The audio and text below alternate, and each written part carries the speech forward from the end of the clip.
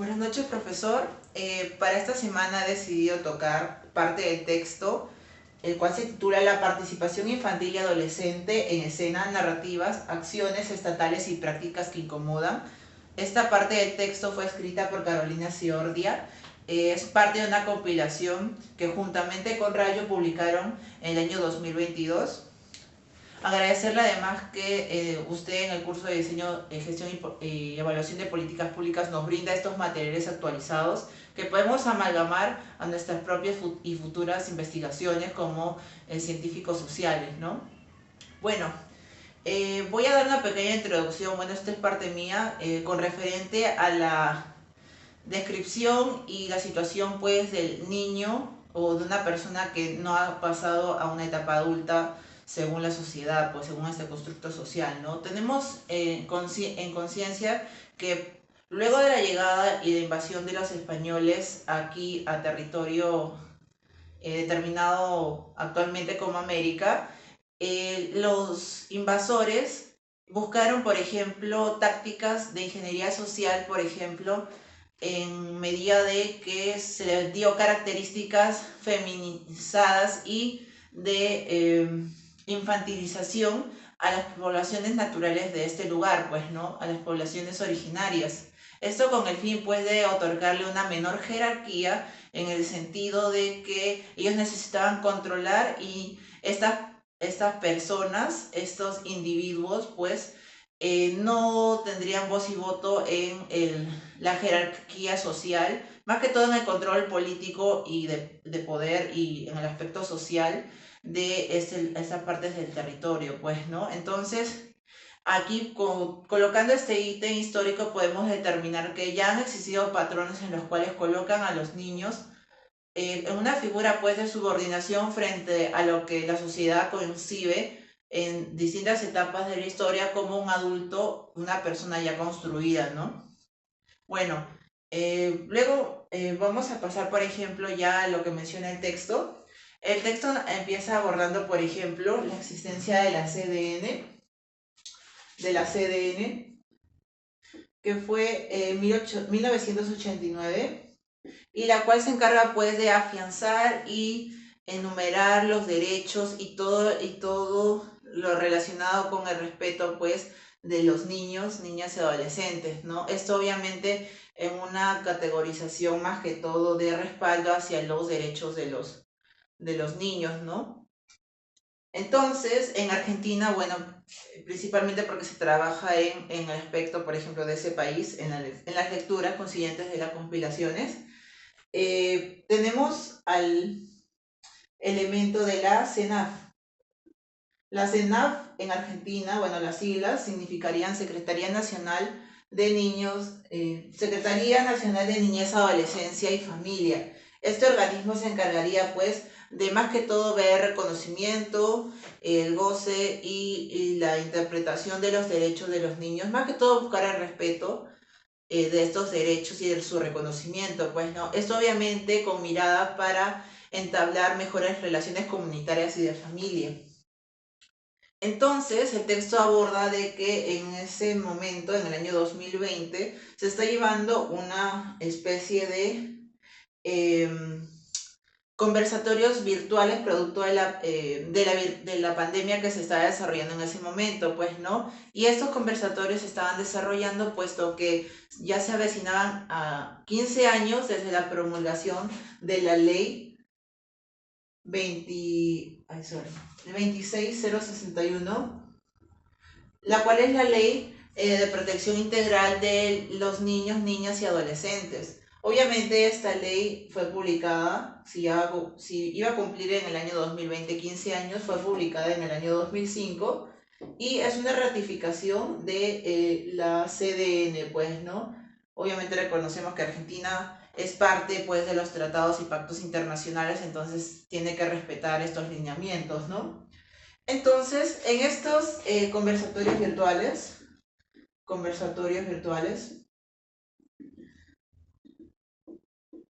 estos conversatorios virtuales se desarrollan, pues, bueno, lo que menciona la autora es que, por ejemplo, tienen un fin en sí, pues, ¿no? Que es la teatralización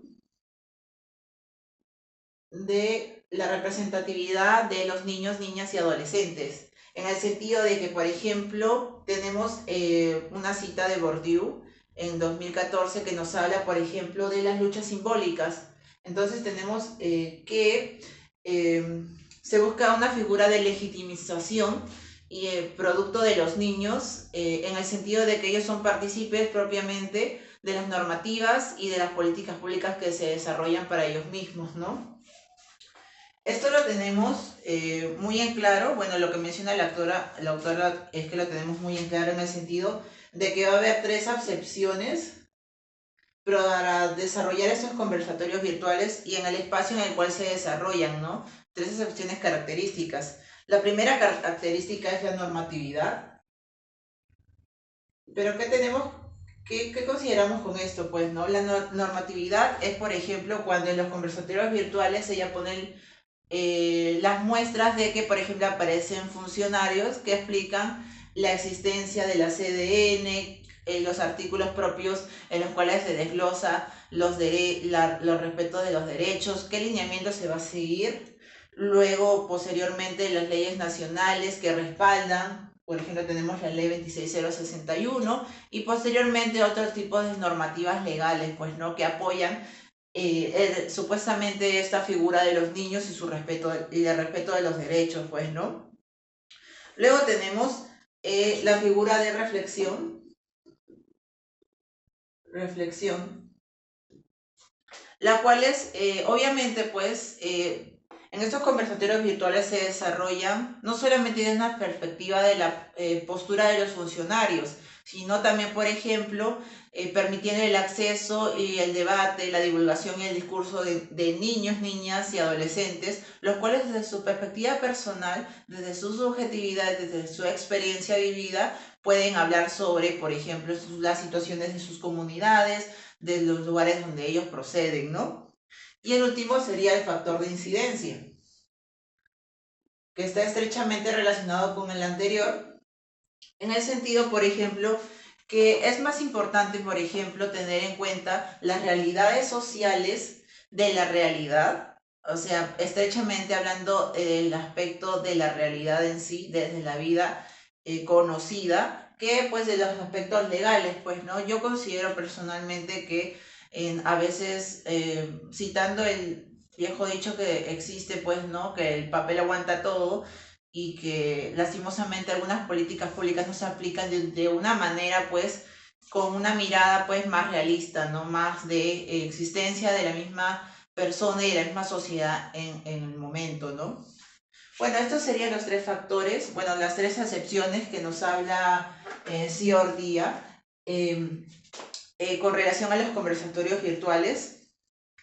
Esto obviamente que lo hace en un sentido de, por ejemplo, hablar pues de los aspectos normativos y cuáles son las introducciones de los niños, niñas y adolescentes en el papel desglosante acerca de las políticas públicas las cuales respaldan sus derechos y incentivan pues un debate acerca de ello, ¿no? Tenemos, por ejemplo, que esto se hace obviamente producto de que existe actualmente una cultura de apropiación de objetos sociales, simbólicos y materiales, pues, ¿no? Y es muy importante que los niños asuman este papel de negociación. Hemos visto en lecturas anteriores, por ejemplo, bueno, la jerarquía que tenemos, ¿no? O sea, en el aspecto de las políticas públicas, que es Estado, intermediarios y luego los beneficiarios, pues, ¿no? Que en la anterior lectura. Entonces, estos beneficiarios no solamente se tienen que quedar en el lugar, bueno, lo que emite Siordia en este texto es, bueno, lo que yo confiero, es que no se deben de quedar simplemente en un papel de beneficiarios, sino también tomar el papel pues de este rol de intermediarios que muy relacionadamente lo tenemos en concepción acerca de los antropólogos, pues, ¿no? Pero, ¿qué sería que los niños, en vez de solamente ser beneficiarios de reconocimiento de sus derechos mediante normatividad vigente, pasen a un rol más intermediario, pues, y un rol más de publicitar, pues, ¿no? Un rol más de publicidad. Eso está estrechamente relacionado con el concepto de teatralización que mencioné previamente, ¿no? Bueno, esto obviamente rompería cualquier tipo de jerarquía común y tradicional que tenemos acerca de la aplicación de las políticas públicas. Y eso es un sentido muy bueno, pues, ¿no? Porque ponemos en rol y en desafío esta figura hegemónica de que tienen que existir actores que tienen un papel explícito y que solamente encajan en un cuadro homogéneo y un cuadro clasificador, ¿no? Luego de esto, Ciordia nos habla del ejemplo de una escuela de Sarmiento y cómo en la vida cotidiana puedes supuestamente hacer esta apropiación pues de los objetos sociales y también generar un desafío y una especie de subordinación frente a estas figuras normativas, pues, ¿no? Apropiándote simbólicamente de elementos que encuentras en la realidad, ¿no? Por ejemplo, en la escuela de Sarmiento se desarrolló una dinámica de jerarquización entre un aula de música, entre el maestro y sus estudiantes, ¿no? Y era que este maestro les había obligado a los estudiantes a aprenderse el himno de, si no me equivoco, de una cantada. Entonces, esos estudiantes no quisieron hacerle caso al maestro, puesto que la persona que había escrito ese himno era una persona que tenía supuestamente una postura fascista frente a, por ejemplo, los acontecimientos políticos que se desarrollaron en en la Segunda Guerra Mundial. Entonces, por lo tanto, estos estudiantes se podría decir que se apropiaron supuestamente simbólicamente de la palabra fascismo, para pues legitimizar a este autor, pues, ¿no? Este autor que fue nombrado por este profesor. Entonces, Cioria nos habla de que pues ahí se podría ver una forma, pues, ¿no? De protagonismo de los estudiantes, protagonismo infantil, y obviamente que esto en pos de que se busque un diálogo, por ejemplo, más relacional entre una figura de poder que sería el maestro y una figura pues subordinada en este caso, pues no, que serían los estudiantes, para la toma de decisiones frente a una malla curricular y al tocado de los textos que se van a realizar durante la materia. Y luego ella nos habla de otro ejemplo, que sería, bueno, este ejemplo es más corto, es el ejemplo pues, de las instituciones de protección de la infancia, de que nosotros lo consideramos pues como aquí en el Perú como un albergue, pues, ¿no? Un albergue para niños. Entonces, en este albergue se desarrolló la misma situación, una jerarquía, pues, ¿no? Supuestamente eran cuidadoras, las cuales las personas, las infancias que vivían adentro las denominaban como tías, y estas tías pues estaban a cargo pues de el control de esas instituciones, ¿no? Y lastimosamente estas personas, estos niños, sufrían malos tratos de parte de algunas tías, las cuales decían tías malas, pues, ¿no? Entonces estas tías malas, al supuestamente estar en una posición de poder, desarrollaban actitudes nada apropiadas para los niños y el respeto a sus derechos, ¿no? Entonces sucedió que estos niños informaron a las autoridades superiores luego de un control, bueno, durante y pos un control que se realizaban, por ejemplo, para ver la situación de de esas instituciones. Entonces estas personas que maltrataban y no respetaban sus derechos fueron retiradas y fueron mantenidas las personas que sí estaban trabajando de manera respetuosa frente a los niños, pues, ¿no?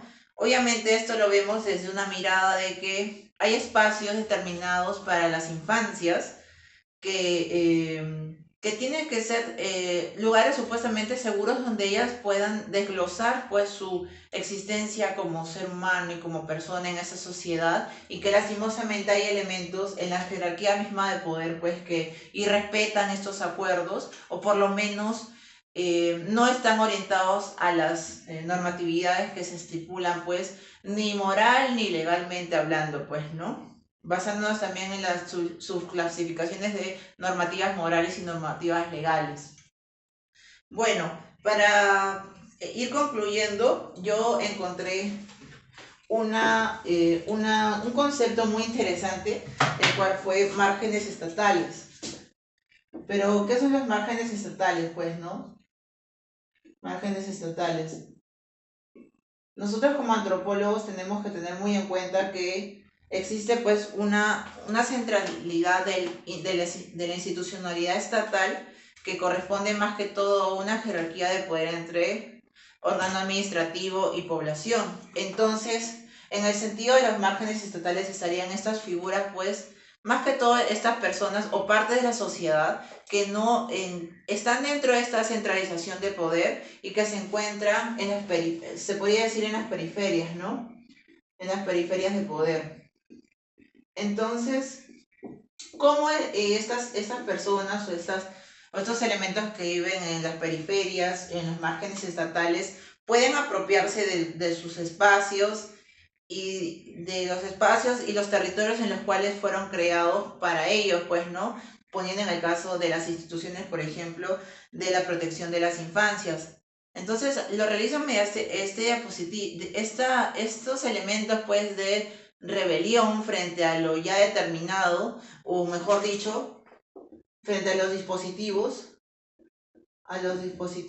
estipulados pues por la sociedad para regular los actos de disciplina, pues, ¿no? Obviamente que las actitudes de los estudiantes de la escuela de Sarmiento y de los niños que vivían en los albergues de las instituciones de la protección de la infancia van a ser por la sociedad adultocéntrica pues deplorados, pues, ¿no? Y van a ser mirados con una postura pues de insubordinación a lo común y a lo ya estructuralmente pauteado por una sociedad que los ha relegado, pues, ¿no? Tenemos que, Ciordia nos hace una pregunta muy interesante, ¿no? Nosotros como antropólogos, para desarrollar nuestras investigaciones en políticas públicas, ¿qué debemos de preguntarnos acerca de la participación de los elementos sociales en las mismas, ¿no? Tenemos que hacernos preguntas pues básicas como que si participan o no, o sea, hay una participación o no de estos elementos, bueno, en este caso serían de los niños o adolescentes en sus propias políticas públicas, o tenemos que tener un específico y una revisión bastante determinada acerca de los elementos que pues amortiguan, mejor dicho, obstaculizan a que estos propios elementos, o más que todo actores muy importantes, no puedan llegar y no puedan determinar cómo se puede seguir los lineamientos acerca de las mismas políticas públicas que van a afectar en su vida, pues, ¿no?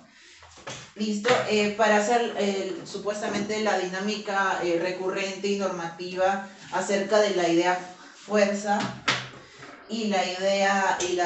tres ideas secundarias, yo encontré para designar solamente una palabra la idea fuerza, pues sería todo lo relacionado con agencia, en el sentido de que los niños tienen agencia, pues, ¿no? O sea, la CDN ya establece los lineamientos y las visiones que tienen que tener los niños para con esta figura de promover sus derechos y generar pues ambientes de respeto y no verlos desde una postura inferior, pues, ¿no? Sino verlos a igualdad que un adulto en esta sociedad, ¿no? Eso para mí es la idea fuerza del texto, ¿no? O sea, ver el elemento, ver el actor niño o ver el actor adolescente como esta figura que puede ser parte del proceso de las políticas públicas, puede aportar, puede generar, puede seguir, puede exponer, puede evidenciar. Entonces es muy importante, bueno, para mí es muy importante la figura de la agencia de los niños, niñas y adolescentes. Luego, para las ideas secundarias tenemos, por ejemplo, el empoderamiento, pues, de estas mismas poblaciones. La segunda idea secundaria sería el desafío que se tiene, pues, ¿no? Para quitarnos de la mente, o mejor dicho, quitarnos esta cultura